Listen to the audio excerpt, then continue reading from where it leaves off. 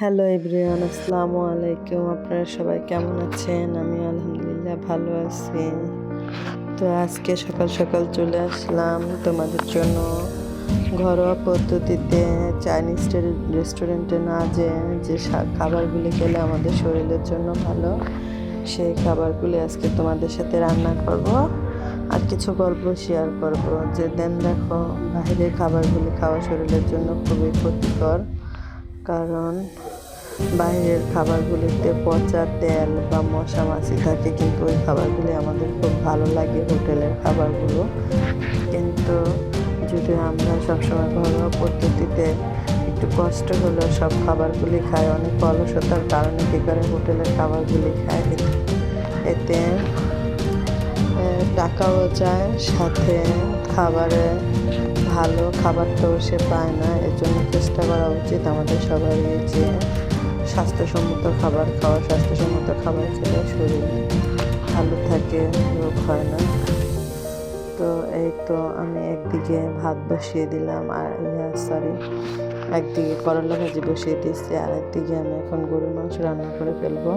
দেখো, আমি এখানে কাঁচামরিচের পরিমাণ বেশি নিয়েছি, কারণ আজকে কাঁচামরিচটা বেশি দিব, কারণ এইভাবে গ্যাসের প্রবলেম হচ্ছে খুব।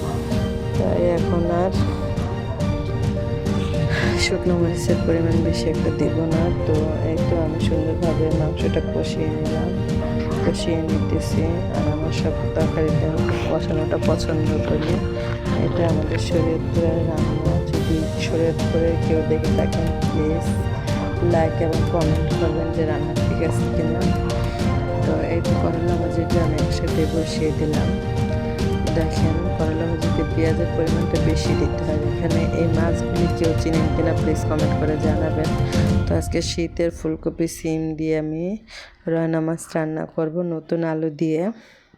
তো এই তো রয়না মাছগুলো আমি কুটে নিয়ে আসছি। এখন আমি সুন্দর করে হলুদ মরিচ মাখিয়ে নিলাম। এখন আমি ভেজে নেব। তো নেওয়ার পরে আমি খুব সুন্দরভাবে তরকারিটা বসিয়ে দিব। এই তরকারিগুলো আর এই রয়না মাছটা আমার খুবই পছন্দ এবং ভালো লাগার একটা খাবার।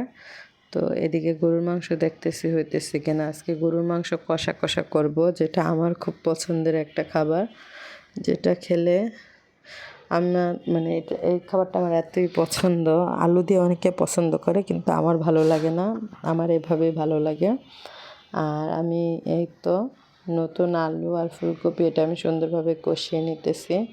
রয়না মাছ দিয়ে আমি খুব সুন্দরভাবে রান্না করে ফেলবো সিদ্ধ হওয়ার জন্য। তো কিছুক্ষণ অপেক্ষা করব। এই তো সিদ্ধ প্রায় হবে। তো মাছগুলি দিয়ে দিলাম, যেন মাছটা তরকারির সাথে মশলাটা যেন সুন্দরভাবে ভিজে যায়। তো এই তো দিয়ে দিলাম। এই তো আজকে আমার দুপুরের খাবার ছিল এগুলোই: গরুর মাংস, করলা ভাজি আর রয়না মাছ, আলু, সবজি দিয়ে। তারপর সন্ধ্যার সময় বাচ্চাদের জন্য চিকেন ভেজে দিলাম, সাথে পরোটা বানিয়ে দিলাম। এগুলি আমার ঘরোয়া খাবার। এগুলি যদি বাইরে কিনতে যেতাম তাহলে অনেক টাকার প্রয়োজন হতো। তো অল্পতে আমার বাচ্চাদের খাইয়ে দিলাম এবং তারা খুব আনন্দিত হলো।